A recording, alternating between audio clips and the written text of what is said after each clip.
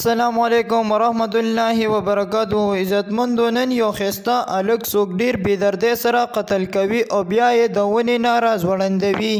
د دې الک ګناه څه وه چې څوک یې ډیر بې دردۍ سره قتل کوي او بیا یې ونې نه راځوړندوي. که تاسو پوره معلومات حاصلول غواړئ نو ویډیو تر اخره پورې وګورئ. که ویډیو هم خوښه شوه زمونږ روشنی کلیک سبسکرایب کړئ او بره ټلۍ نشان ووهئ. ویډیو به تاسو ته ډیره په اسانتیا سره راځي. یو خسته الک ډیر بې دردۍ سره څوک قتل کوي او بیا یې د ونې نه راځوړندوي. دې الک چا سره یارانه نه کوله.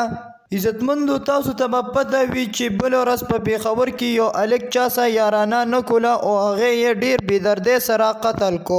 نو نن یو ښایسته الک نوجوان په کاټلنګ کې جمال ګړی کې یو ښایسته الک څوک ډیر بې دردۍ سره قتل کوي او بیا یې د ونې نه راځوړندوي. نن سخر د هغې الک لاش معلوم شو ونې پسې راځوړند و. پولیسو د قاتل د ګیرولو دپاره ډیر کوشش راواخیستو. مجرم لا پیدا نشو.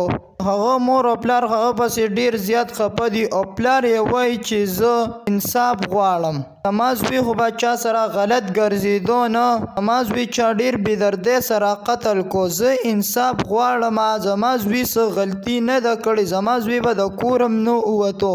مور او پلار یې ډیر زیات فریاد کوي او پلار یې وایي چې زه انصاف غواړم. او پولیس د قاتل گرفتارولو دپاره ډیر کوشش راغشتی دی خو د قاتل لا پته نه لګي. خو د قاتل پته ولګېده زه به تاسو ته ضرور ویډیو شیر کوم. تاسو بیا زمونږ چینل ته راشئ او وګورئ. که زمونږ دا ویډیو هم خوښ شوي نو روشنی کلیک سبسکرایب کړئ او بره ټلۍ نشان ووهئ. دا ویډیو به تاسو ته ډیره په اسانتیا سره راځي.